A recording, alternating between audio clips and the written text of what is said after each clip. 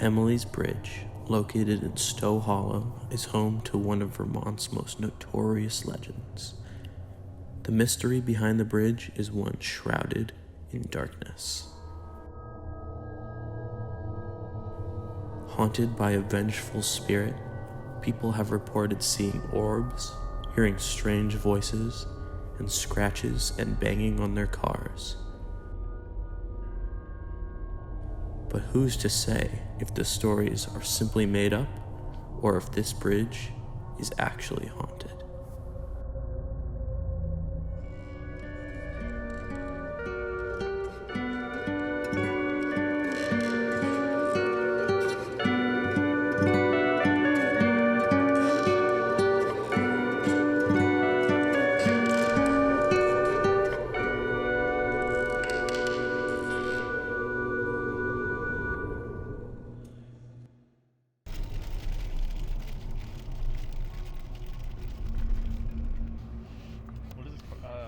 What is this cemetery called?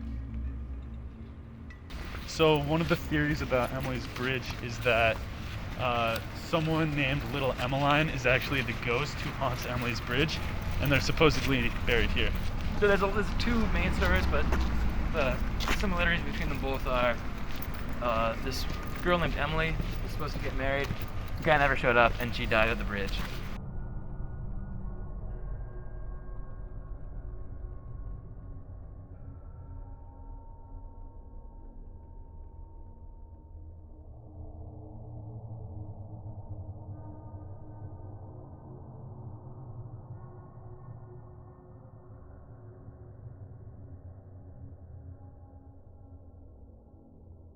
Coffee's gonna be nice when it's like dark.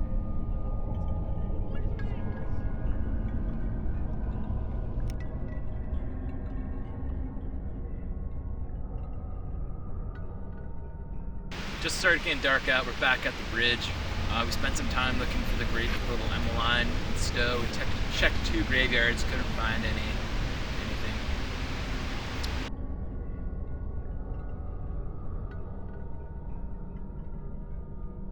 First walkthrough tonight.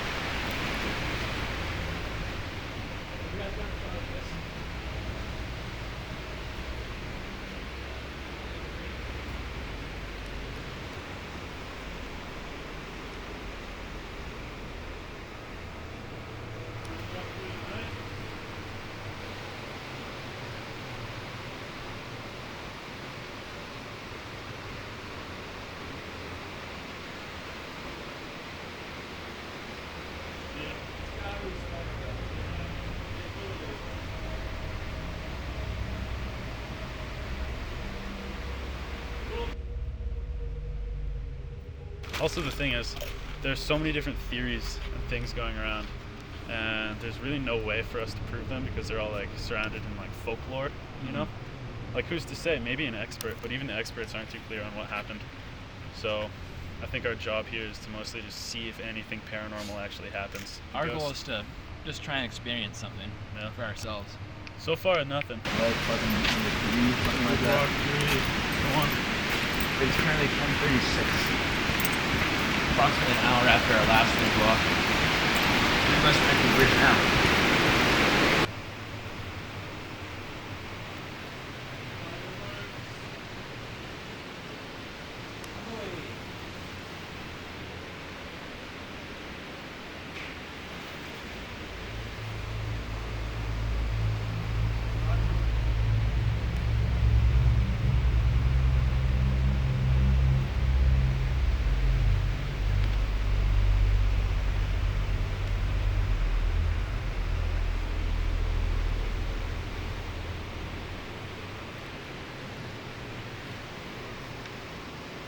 Day one, we did some bridge walks. We did some drives across the bridge. I definitely tried telling Emily who we were and what we're doing here, what our intents are. Nothing, didn't hear any sounds of ropes like I've heard in articles online. See an orb. Do you actually? Look at that orb. Look at that orb, man. It's kind of an orb, yeah.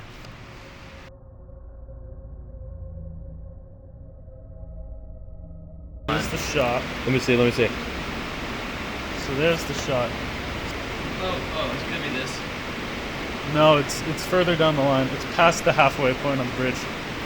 It's around where that Around here? yeah, it's around there. I don't see any nails right here.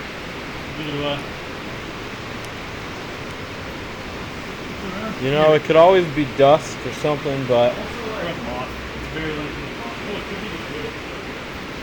Yeah, that's super rusty, man. I don't know, man. On the bridge, big time. So reviewing the footage, that could be something.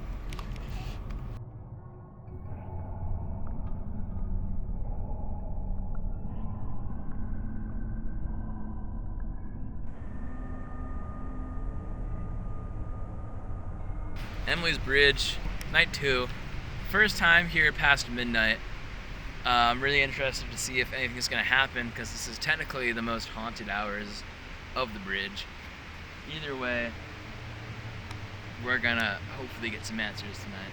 So I have connected to my EVP recorder. I've got my headphones, so whatever questions we ask, I will hopefully be able to hear something that maybe our ears won't be able to pick up through the headphones. We'll see. It's like 11:10, 12:10, 12:10. 12 away. On the bridge. Lights out. Lights out, everybody. Lights out. Okay, wait. We're doing our first lights out right now. 12:10. 12 away, 12:09 probably. 12:09, lights out on the bridge. Okay. Who's gonna ask me questions? I will. Going dark in I 3, 2, 1. We asked a couple of questions. We specifically asked for physical touch, and nothing happened. Well, I asked for knocks on the walls, just some noises, possibly someone to like tug on a sleeve, something like that. Nothing happened. Liam, are you gonna stay here? Oh yeah, like I'll be alone here for like a minute or two, Yeah. until I get, until I meet with Emily myself. We're leaving Liam right now to do some solo recording on the bridge. See how this turns out. So I'm thinking this place is basically we can chalk it up to some local legends and tourist attractions, huh? Yeah, for now. I mean, we've got some data to analyze, but I'm still shaking. I'm still kind of nervous. Liam's in there alone. We'll see what he comes out with, but I'm not too hopeful. I think this place is just a tourist attraction, but we've still got some. I'm still recording audio too. We still need to see if we got any responses to those questions that we asked. We'll see. And I don't know, because like people do have experiences here. Like, Right. There's no judging that. Whether or not it's like people getting scared and like pretending shit, like making things up in their head. You come here expecting to like see a scratch on your car, and you investigate your car afterwards and see a scratch. It's more likely that you're gonna assume that scratch was from Emily on the bridge. Right, the scratch that came from like a twig from a tree you passed or something.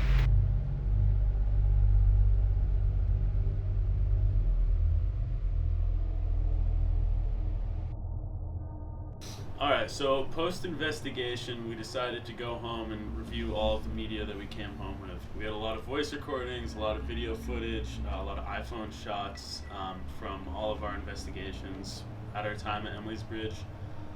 And we looked at all of the media, everything that we had. We couldn't find anything conclusive that led towards the presence of ghosts being there, interfering with anything that we had. We were able to recreate some of the photos of potential orbs that we got in our own apartments, therefore making those photos of orbs we got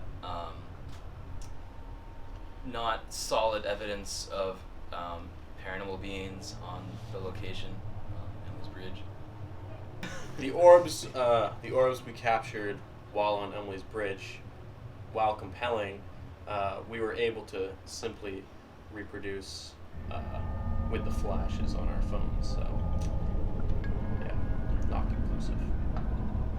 As far as the EVP recordings that we had, we heard nothing that was out of the ordinary or couldn't be explained by anything more than birds in the background or the water running beneath the bridge. bridge. It's a very loud bridge, so Or it's a lot to hear. even like interaction with our iPhones, our cell phones too.